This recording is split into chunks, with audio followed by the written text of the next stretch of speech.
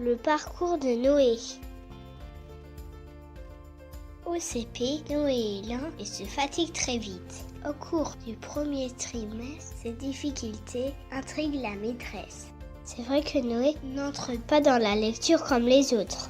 Enfin, il n'est pas le seul. Et puis, il est si pertinent à l'oral. Laissons-lui un peu de temps. Attendons le deuxième trimestre pour voir si ses difficultés persistent. Dans le courant du deuxième trimestre, la maîtresse propose un rendez-vous aux parents. Pas si facile pour la famille de Noé d'accepter ce rendez-vous. Plusieurs rendez-vous sont fixés, puis reportés. Et finalement, vers la mi-mars, la rencontre se fait enfin. Qu'est-ce qu'on peut faire ? Vous allez prendre rendez-vous avec votre médecin qui vous prescrira un bilan orthophonique. Le rendez-vous avec le généraliste se fait aux vacances d'avril. Une place et l'orthophoniste se libère en fin de CP. Après plusieurs séances, courant septembre, l'orthophoniste établit un bilan. Les difficultés de Noé s'apparentent à un trouble du langage. Mais pour poser un diagnostic, d'autres étapes sont nécessaires.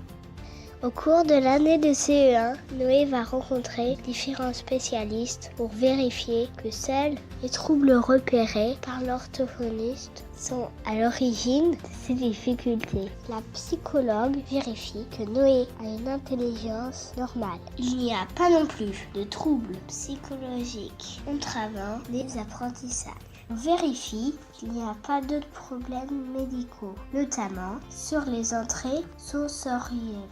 Noé a fréquenté l'école régulièrement. Il n'y a pas eu d'absence prolongée gênant la mise en place des bases des apprentissages. Pas de trouble du développement intellectuel. Pas de trouble du spectre de l'autisme. Pas de trouble neurologique. Pas de déficience auditive ou autre trouble sensoriel. Une fréquentation scolaire suffisante. Les tests sont réalisés. Noé est actuellement en CE2. L'orthophoniste va pouvoir maintenant observer un décalage de 2 ans dans les apprentissages. Dans le cas de Noé, comme dans la plupart des cas, les nombreux rendez-vous et tests successifs prennent de longs mois. Mais ce sont des étapes obligatoires pour rétablir un diagnostic